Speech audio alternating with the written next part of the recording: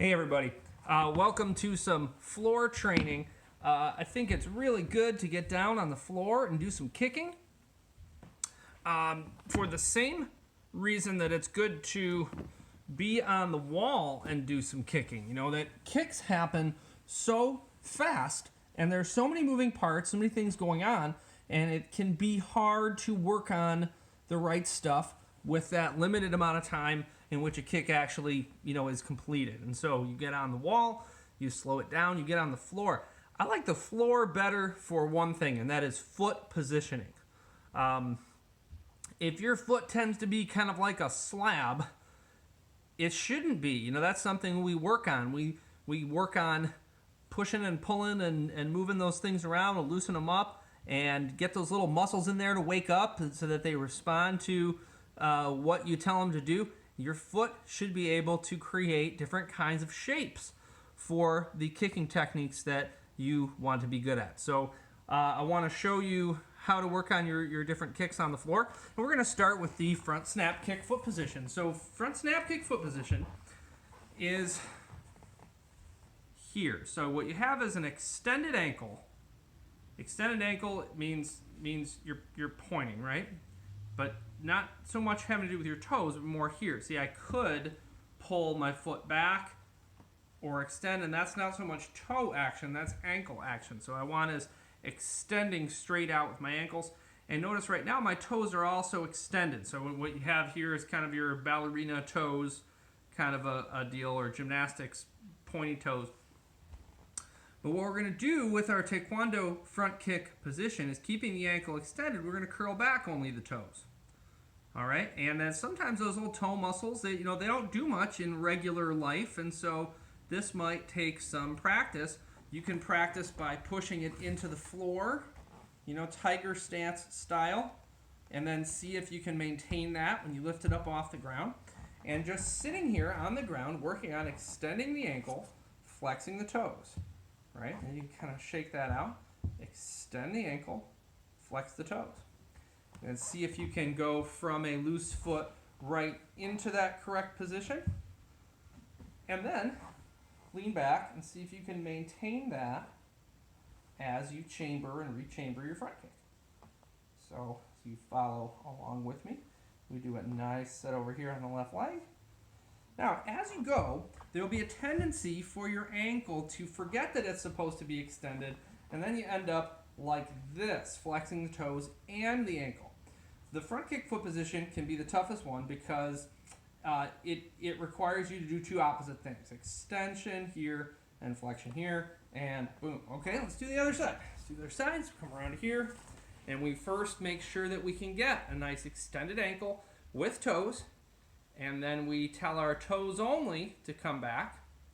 And if they don't want to do that, we can give them a little help with our press into the floor idea. See if we can extend that back out. Leave them there. Extend, retract, extend, retract. All without doing the ankle, right? Really try to keep those separate. And then let's throw some kicks and maintain. And don't let this happen with the ankle flexion. Keep the extended ankle, keep the flexed toes. Okay, good job on front kick. So now we move on to side kick. Now in side kick, we've got everything is flexed. So now we're going to have a flexed ankle and flexed toes as well. So toes are pulled back all the way. And what I want you to do, here's a really nice tip for kicking on the floor, is you take one hand and you bring it over the top. And that's just going to roll my hip toward the ground a little bit better. And then when you kick out, your toes should be lower than your heel. All right? So if you're just hanging out like this, that's not really side kick practice because you got to get your hip in position. And then you just practice driving that out, keeping that flexed hard ankle and toes throughout the movement. I always think that, like, I'll see a student pick up kind of a floppy foot and then try to get into good foot position as you're throwing out the kick. I think that's really hard, if not impossible, to do.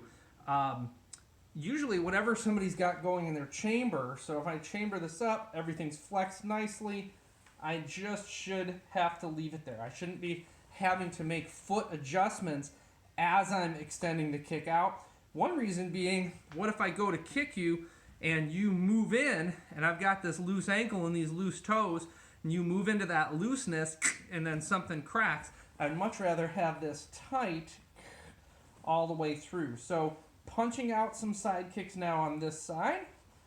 You should really feel that in your ankle and in your foot, that there's tension in there. Nice tight foot. All right, we roll to the other side. Now here's where it gets a little tricky. With round kick, you can legitimately say that there are 2 foot positions that get used frequently, all right?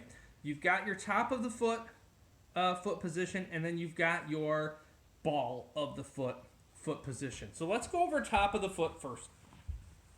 And we're here, and what we have is double extension. We have extended ankle and extended toe. So we're back to the ballerina foot that we talked about before, only we've got our hip rolled, and we're extending and rechambering, pointing the toes, pulling back, leaving the knee in one spot.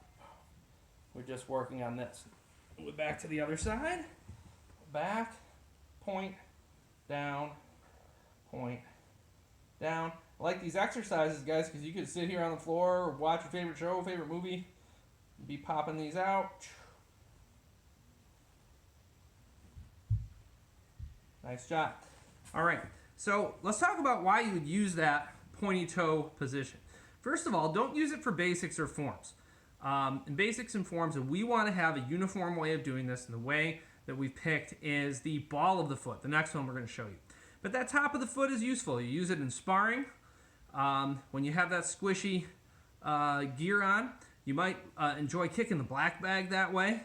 I know I like that as a power test. But you got the squishy black bag, and you see the common factor here is squishiness.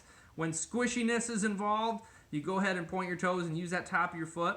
But if hardness is involved, you would never want to do that. If you look at that top of your foot, man, you got all kinds of little delicate bones in there that are not going to take kindly from being smacked against a piece of wood or somebody's elbow or whatever. So we don't use that for basics, for forms, or for board breaking, but we do use it for sparring, and sometimes if you're doing a little power check on the bag, you could use that. Talking about the double extended pointy toe thing here.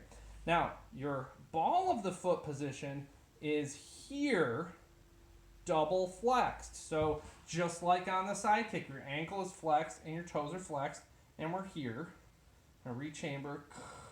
And it's, it feels like that side kick foot, only it's coming from behind you and around.